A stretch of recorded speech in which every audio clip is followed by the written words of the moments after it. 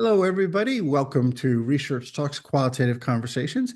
Today, we will be talking with Dr. Karen Campbell about a course she's teaching for us this summer. My name is Maietta, president of Research Talk. My colleagues, Jeff Petruzzelli and Paul Mihas, are joining me. Karen will give a little bit more of an introduction to herself in just a moment. But first, I'm going to ask Jeff to introduce himself.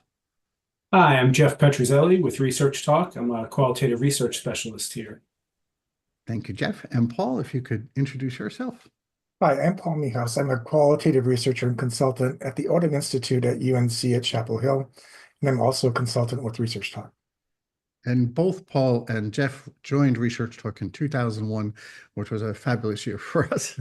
So great things happened for us there. So Karen Campbell is teaching reflexive thematic analysis, identifying, analyzing, and interpreting patterns of meaning for one day on August 1st. And Karen, if you don't mind telling us a little bit more about yourself and how you came to a place where this course gained meaning and you began to share your knowledge. Thanks for having me here.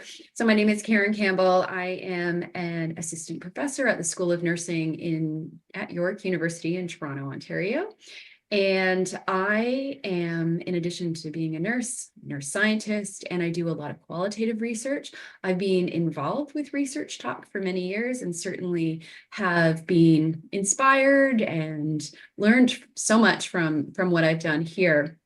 I think that one of the reasons why I came into reflexive thematic analysis specifically is through some of the applied qualitative health research that I do. So applied research, meaning that it's really based in practice and wanting to get some actionable outcomes.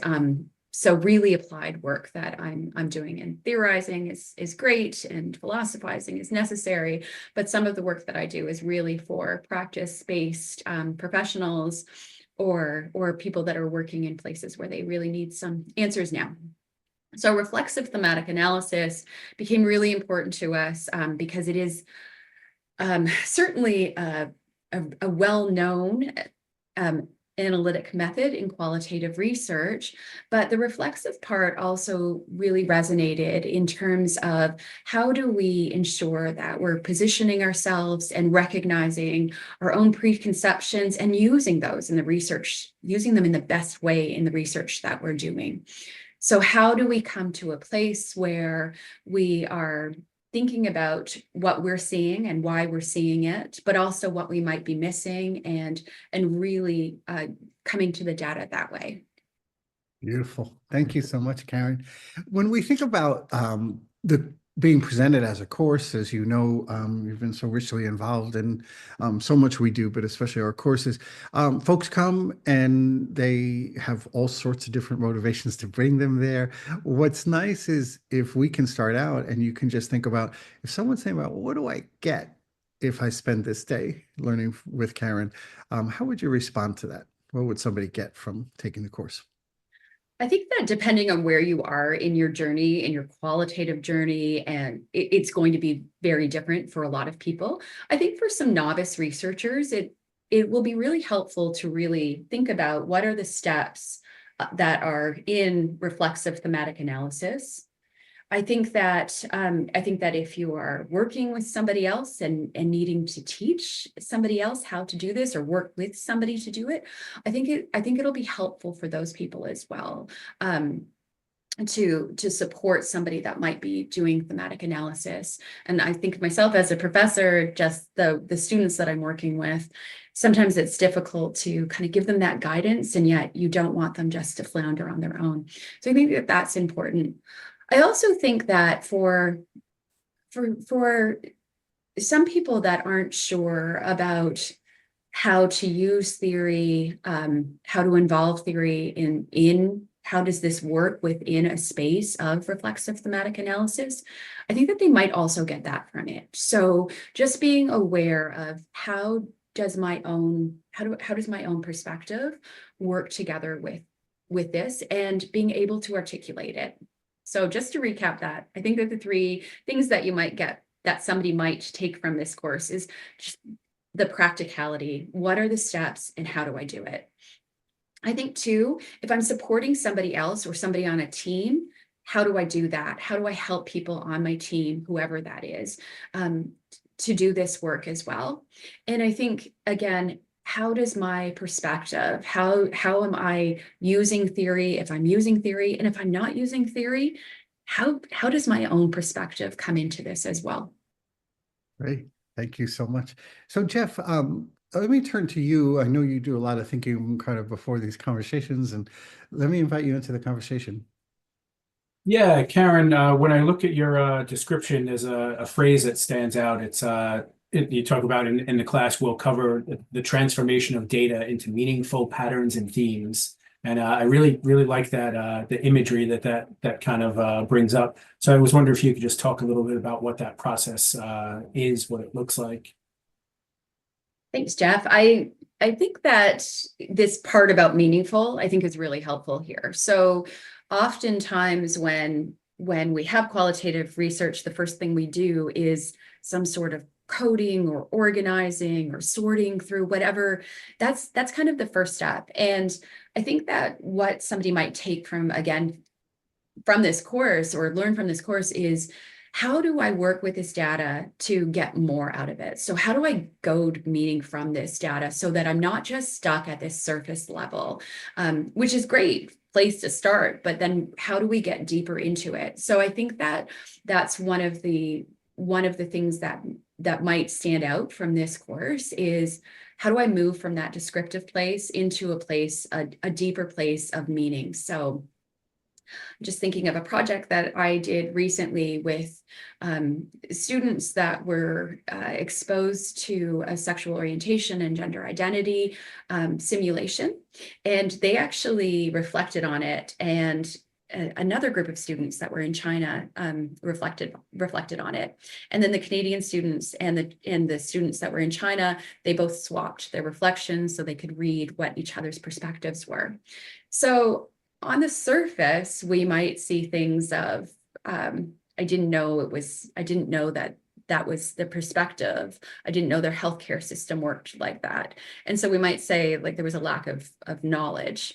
But then on a deeper level, we start to get into societal values, and what do we value and how do we see people? And so to be able to move from that really surface level into a deeper level.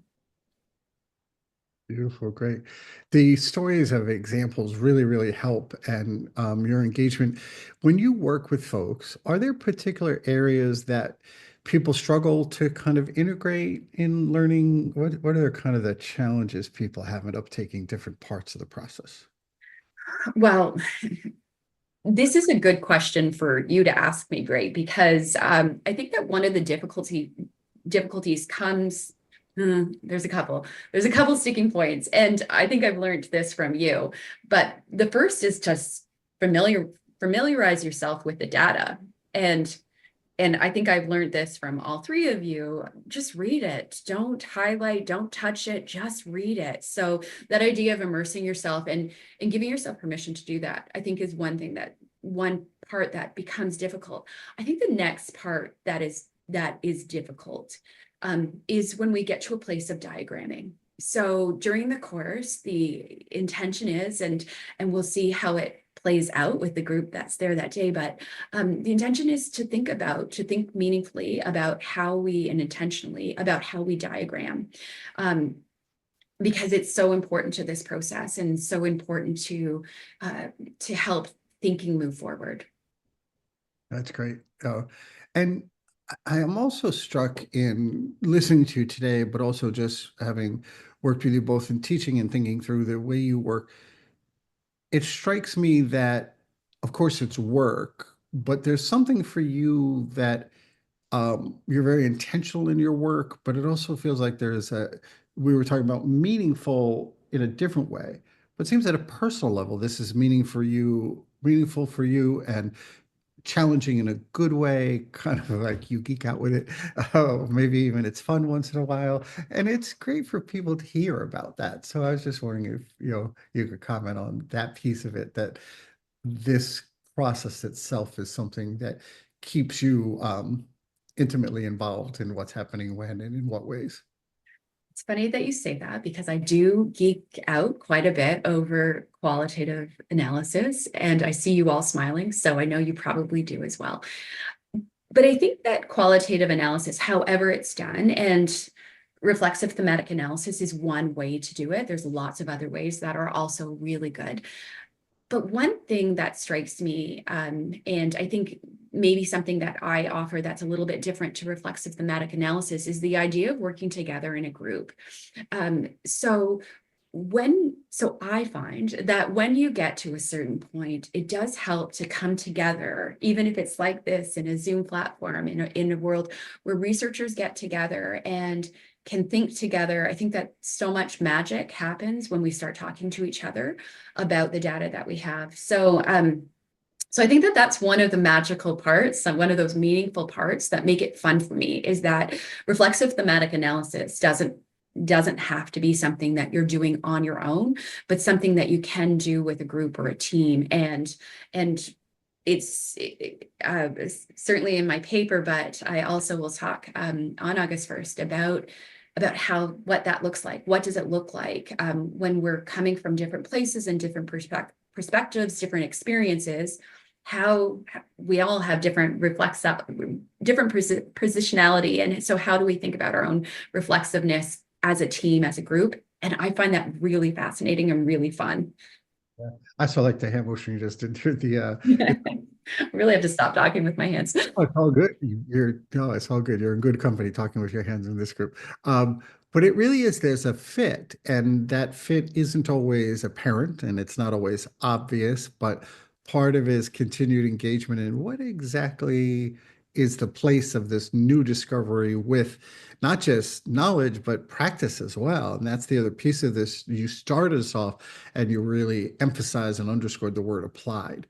So there's this working with during analysis and then kind of the segue after. So that, and again, tying back to that word meaningful, this is kind of a commitment beyond just who do I speak with, who do I learn from, how do I engage what they said, isn't it?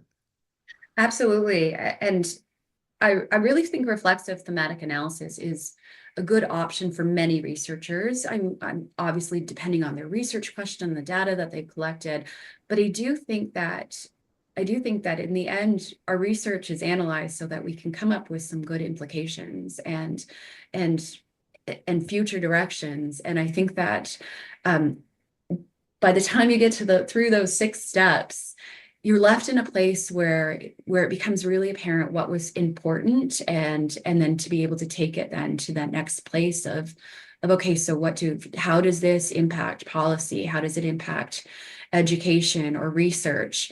So I think that that's such an important part of the work we do. Wonderful. So Paul, yeah, let us know where what's on your mind as we're learning more from Karen. Right. So sometimes I meet with researchers who are new to this and they worry about finding the right themes. And I wonder if you could talk a little bit about how this course might help people just kind of trust the process and kind of just allow the data and the voices in the data to provide openings for the deeper dive that you talked about, and not worry so much about this idea of getting it right. It's funny I keep saying that, but you did take the words right out of my mouth in terms of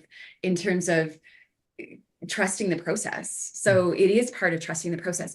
And I think because of where we're starting in this course, starting with just what is thematic analysis, reflexive thematic analysis, and why reflexive thematic analysis, but really that practical stage of here are the steps and here's what each one of them means. I think that is going to help people that might be feeling anxious going into how do I pick a code and how do I work with that? And also recognizing that there are steps of revising those codes.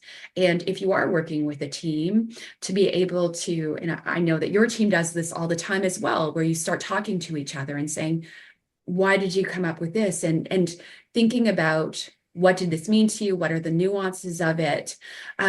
Because in the end, whatever we call it is just what we call it. Like a table is a table because I call it a table. I can call it whatever. but what's the meaning behind it? So to move from not worrying about what words we're using, but to capturing the meaning of it. And eventually trusting the process will help with the codes to come out in a way that is meaningful. So hopefully learning, starting from that place of what are these 6 steps and what do they all mean, and breaking that down, that through the day, that'll become really clear. And I really hope that people leave with a lot more confidence in their ability to do this. That involvement, you talked about the 6 steps, and I think sometimes people, when they hear steps and they think about steps, they think of them in isolation, but there's something, you've used the word process and context a lot today in great, powerful ways. So those steps, while they happen in a similar sequence as you move through, they're not isolated at all, are they? I certainly don't think so. I think a lot of analytical work that's done in qualitative research is secular. So you may go from step 4 to step 1 to step 3. These things might happen. I think having a foundation of this is what they are is a good place to start from. And then as you go through that, if you recognize, wait a minute, I'm learning something new here. Maybe I go back to the beginning, and start over. Maybe I go back 1 step and think about this again in a new way. I don't think that that there's necessarily a right or wrong way to do this, but I think having that foundation of knowing that this is a good starting place. And again, I go back to familiarizing yourself with the data is the first step. And so if you get to step 3 and all of a sudden you're realizing that I think I went through this way too fast and maybe I need to go back again.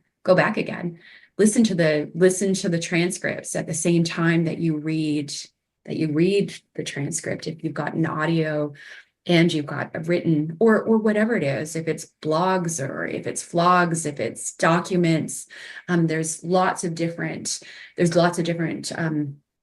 data collection items that we could use with this method. That's great. And that's great permission that you're giving people to, it's okay to say, you know what, let's just go back and do a deeper look, just even at a way to familiarize ourselves again with data and that movement back and forth. Sometimes people get so locked in and they feel like I've ruined it all if I, did step 3 and now I move back to step 1. In fact, it's all part of what may very well happen. So that giving that permission is so important.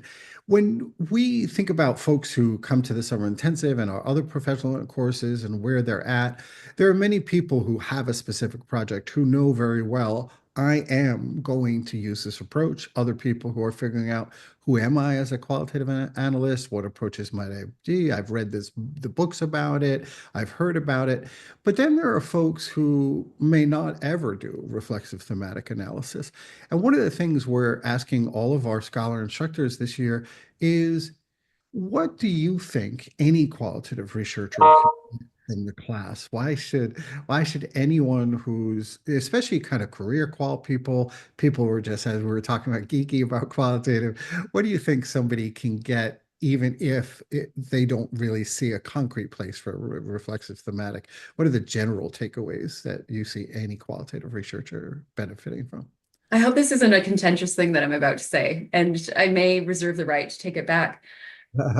But I think at the end, good qualitative work is good qualitative work. And I think that that's going to be something that anybody can take from this. Good qualitative work to me involves being really familiar with your data. Good qualitative work to me is about understanding your own positionality. And I would even say that's just research in general, not just specific to qualitative, but research in general, to be aware of your positionality. And so that reflexive part of reflexive thematic analysis, I really want to leave people, anybody, with that, and why it was so important to Brown and Clark to include that reflexive part of reflexive thematic analysis. I think that's something that any researcher can take from this. Great. I want to check back in with Paul and Jeff and see if there's anything that's kind of popped up as we've been talking. I just really with that reflexive piece, I know we keep coming back to that, but I think it's something that, and you've talked a little bit about this, but I think it's something that a lot of people in qualitative, especially people that come from more of a mixed methods or quantitative background, I think sometimes it's a kind of a little bit scary in a way to kind of face your own role in this process, your own positionality. So you know, and I know just from knowing you, you know, you kind of exude that comfort. You know, you make people comfortable. But within the process of reflexive thematic analysis, how do you kind of get somebody to kind of think that way? You know, think about their role, their positionality within the research process. Again, it's something that doesn't come natural to everybody, depending on your background. So just how do you kind of draw that out of people? Yeah, that's an interesting question. And I think that there's a few things. Often when we talk about bias, I think people immediately think about, you know, how might I feel about a certain group of people, or how might I feel about a certain institution, or something like that. And I think that I hope to inspire people to think a little bit more broadly than maybe, like, I know that I come from a position of privilege. I'm well educated. I'm a white cisgender woman. Like there are those things, and I think that those are kind of, again, those surface things. And then I think that there's a deeper delve into whether we realize it or not, we're not a theoretical beings. And so what kinds of theoretical perspectives do I come to this with? So I am definitely a feminist, and a very proud feminist and mother of little feminists. But that does affect how I see the data. So even to encourage people to think beyond just who I am, like a middle-class working white woman, beyond that, and to also think about what motivates me. How do I feel about bigger issues? And I don't want to get into it now because I don't want to scare anybody, but on that day, to really think about kind of what kind of glasses do I put on? What kind of glasses do I put on to see the data? And yeah, I'm going to leave it there. Great. That's great. Thank you, Karen. Yeah. And then just in closing, more than the vast majority of people I know, you're so aware and conscious of your own progression and evolution as a scholar. And when you think about your journey in this regard, is there any story you can give us of that was a real good point of discovery for me that really strengthened my ability as somebody doing qualitative analysis, specifically working with reflexive thematic analysis? Interesting question. Yeah, you know what I think is perhaps my answer would be, one, I think that all of the pieces leading up to the analysis point have to be well thought out. So I think that this is one of my learnings. One of my learnings was to come to analysis and realize that actually I don't have the best data. Did I ask the right questions to the right people in the right way at the right time? And if you've been to any other ResearchTalk events, you might be familiar with that. But I think coming into it with a good data set is helpful. Not that it has to happen that way. But in terms of a story, I'm going to say that a lot of the work that I have done has, and I'm quite open with this, a lot of it is Maietta et al. With the sort and sift, think and shift. A lot of my work has done that. But I think sometimes reflexive thematic analysis is a good option. There are times where you might want to do something else, and then you realize, well, wait a minute, with this data set, this may be the best way to do it. So I mentioned earlier I kind of think of them as pen pals, the Canadian nursing students and the Chinese nursing students, and them talking back and forth to each other. And the data set that we have is essentially very descriptive. It lends itself very well to thematic analysis, and the team is very comfortable with that. So I think sometimes there's openings for different types of of analysis methods. I think that that's been a good learning for me. Great. Thank you so much. I want to thank you for your time. Really looking forward to spending more time with you in the summer, especially on August 1st. As you know, one of us will be the admin for your class. And so there'll be a wonderful conversation about, hey, I want to sit with Karen's class. So we're all looking forward to the time with you. Thank you, Jeff. Thank you, Paul. And of course, thank you, Karen. Looking forward. So appreciate your time. Thank you.